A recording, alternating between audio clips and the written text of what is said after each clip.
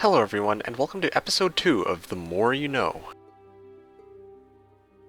There are a number of newer players that I have seen who, for whatever reason, don't cast a spell when it would make their lives much easier.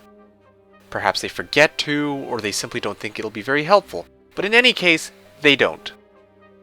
Of course, when you should cast a spell can be quite subjective, but knowing what each spell does and when they can be useful can make a huge difference in some battles. This can be a bit tough to remember, but it should make sense once you get the hang of it. In this episode, we'll be going over spellcasting. To do this, I'll be covering some uses of lower level spells in combat.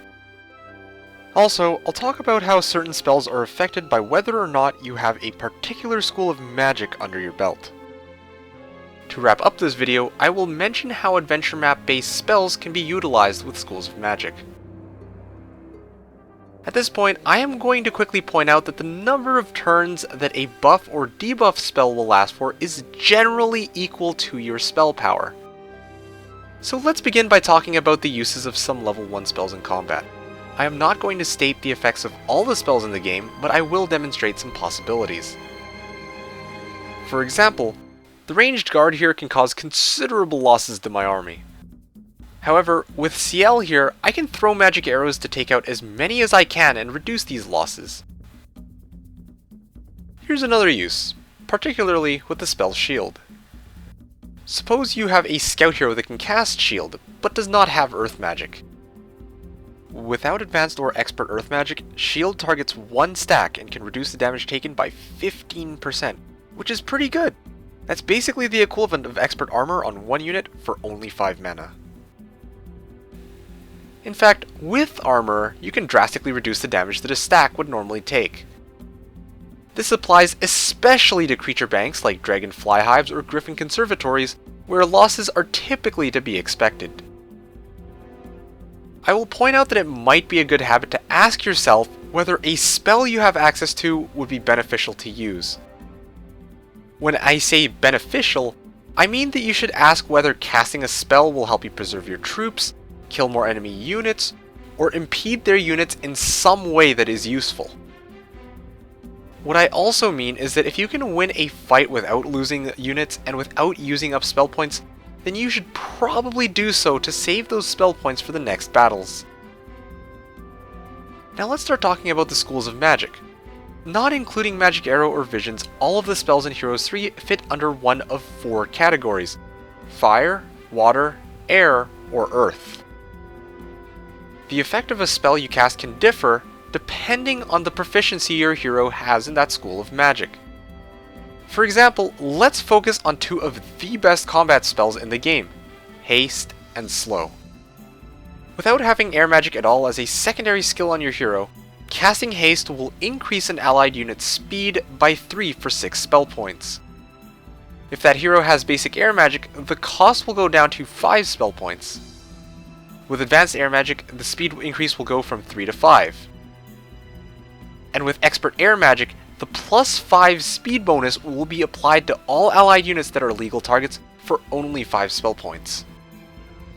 This can make expert haste especially useful for handling ranged enemies, as you can quickly get your units over to the opposing side.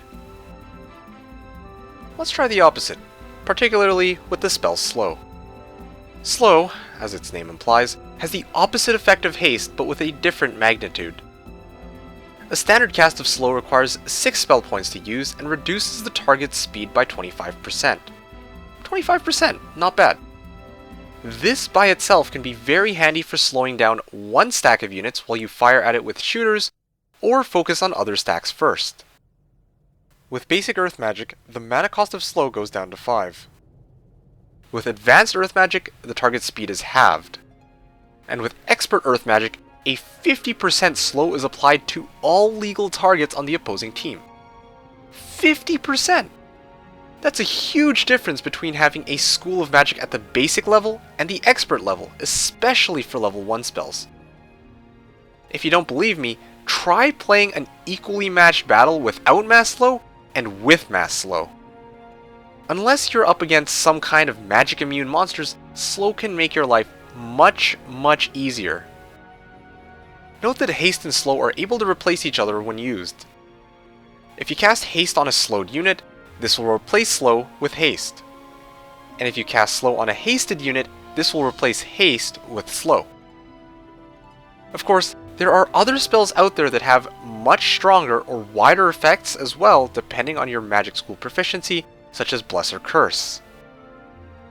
But I leave these for you to figure out for yourself.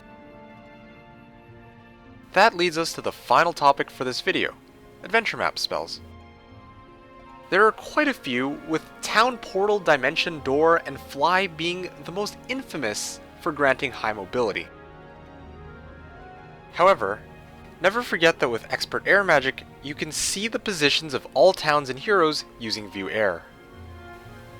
Also, Expert Earth with View Earth is a 1 mana momentary cartographer. Both of these can help you pinpoint where you will find your opponents and, consequently, where you will go next. Or you could use these to search for the Grail. And these are just some of the uses to keep in mind for when you actually use adventure map spells. As a closing remark, if you actually intend to use spells, please get a spellbook. If you don't have a spellbook and you want to cast spells, you won't be able to. Needless to say, this can be a very big problem. That pretty much sums up this episode. Spellcasting. Knowing when to use spells, because they are there to help you. Make sure to look out for other uses of spells as well. Be creative! I hope you found this video entertaining and informative, and I'll see you in the next episode.